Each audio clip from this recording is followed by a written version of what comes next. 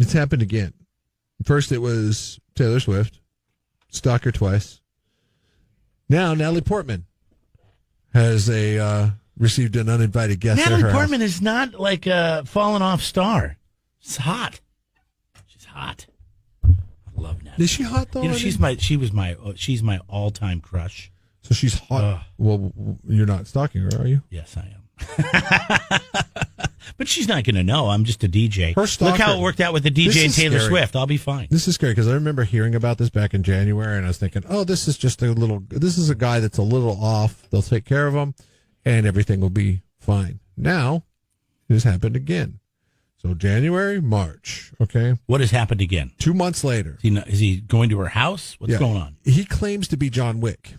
Her stalker claims to be John Wick. Now, John Wick was a movie, wasn't it? Yes. Who is John Wick? Do you know? Keanu Reeves. That's John Wick in the movie. He's appeared outside her home in January. I've never seen the movie, obviously. And he appeared outside her home yesterday. Was he on her property? Was he just out in the street, sidewalk? Was he on public land? Now, she got a permanent restraining order back on him back in January. Permanent restraining order.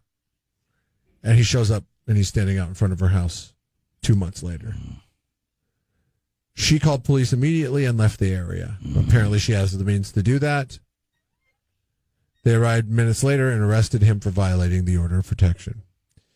Stalking needs to be taken more serious by law enforcement. He's not doing anything wrong. He's just admiring her.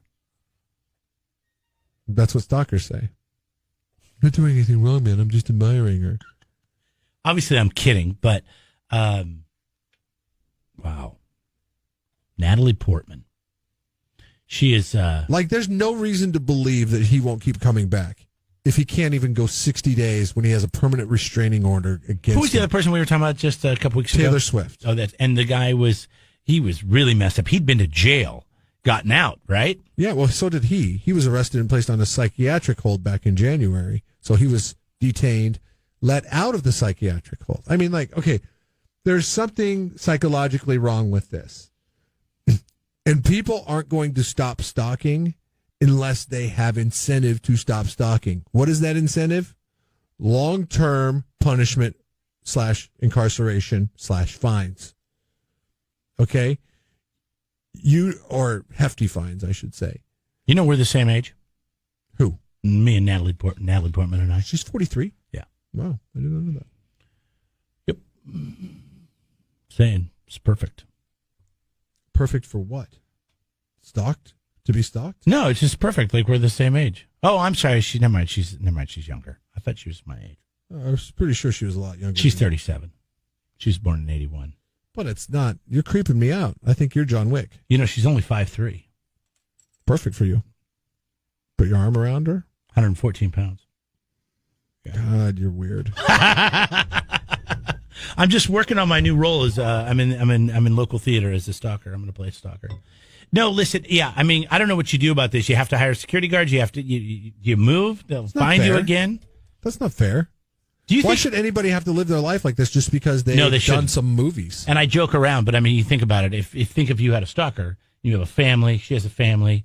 It'd be terrible. I mean, if it was outside your house, it's one thing if it's at work, fine, whatever. But then once you get home and that person has found out where you live, where your family's at, where you're sleeping, where you're vulnerable, that's what makes you think. That's what makes people go out and buy guns. Yes. And then everybody who's like anti-guns is all of a sudden like, wait a second, I need to protect my family. Like if Natalie Portman, if it came out 60 days from now that this guy, John, who claims to be John Wick, again shows up at her house and it ends with him being gunned down outside her house, I don't know what my sympathy level is for him. I know this is somebody who's died, but I really don't know what my sympathy level would be because it'd be like, well, you shouldn't conduct yourself in that manner and you don't put yourself in that kind of situation. That's what I would tell my kids if any of them were stalkers. I'd say, well, you know what? You get what you deserve. Don't stalk people. It's not how you act. Hi, you're in the air. Go ahead. Hey, it's Red Shirt Ron here. Talking about people stalking and stuff. They got some serious issues, and I don't think money's going to do anything. I've got this one person that says that he's stalking her through airwaves. Wait a second, Ron. What are you talking about? You know a stalker? Yeah, unfortunately. And is it you, Ron? Is it you, red shirt, Ron? Do you put on a black shirt at night? No.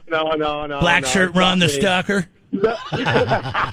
He's Ron Wick. I know red shirt Ron is a camera security guy, so I'm just saying.